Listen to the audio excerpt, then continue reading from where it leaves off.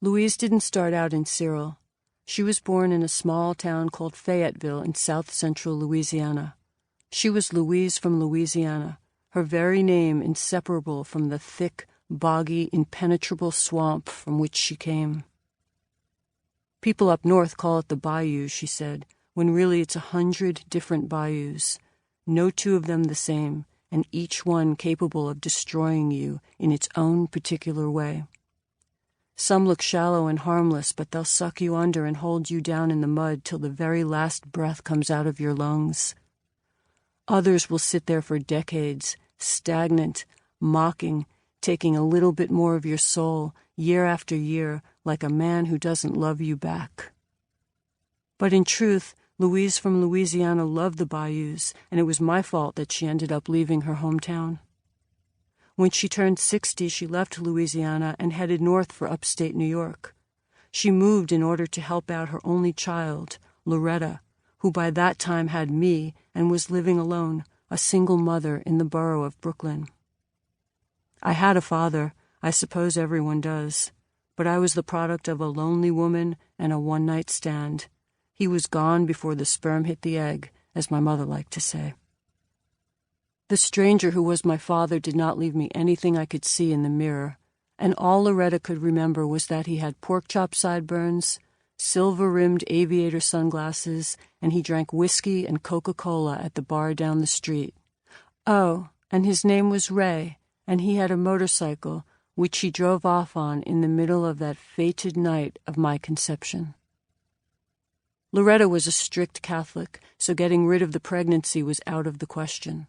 But she made sure to tell me often enough that she had never wanted children, that if it were not for me, she would have forgotten about Ray immediately, referring to him not by his name as I have, but simply as the worst 30 seconds of her life. In the beginning, Louise and my mother had a mutual fantasy that they would help each other out.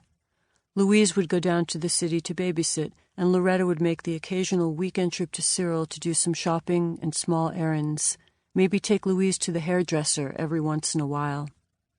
But in the end, the move was pointless. My mother never visited Cyril, not once, and Louise never went downstate either. She had left her beloved Louisiana for nothing.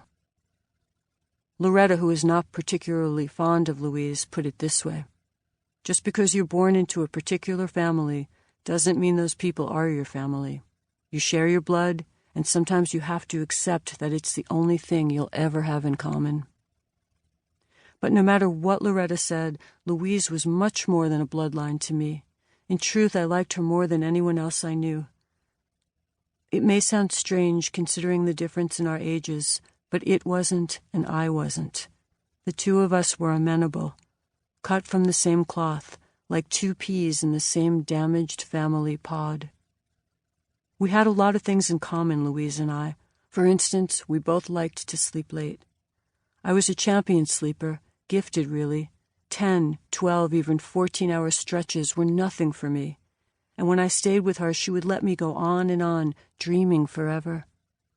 We both understood that sleeping was a part of life, exactly equal to being awake, while my mother thought it was something that should be limited, doled out, like long, hot showers or affection.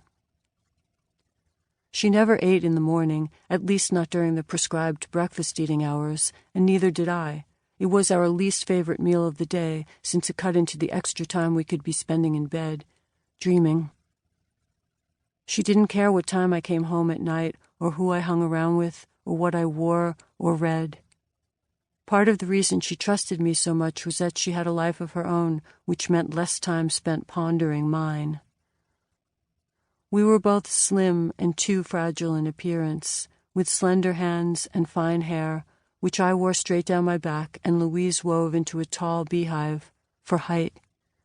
She had a long, aquiline nose, clear blue eyes, and lips like mine that were thin but not stern. But more than anything else, we shared a certain darkness of spirit, a natural attraction for all things mysterious and unseen, even gory.